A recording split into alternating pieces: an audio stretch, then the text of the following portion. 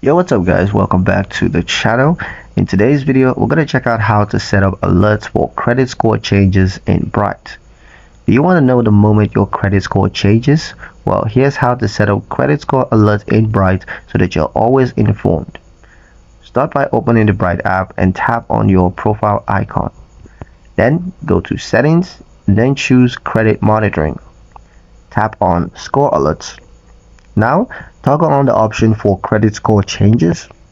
Bright will send you an alert whenever your credit score goes up or down, or if there are any significant activities, like a new inquiry or an account added.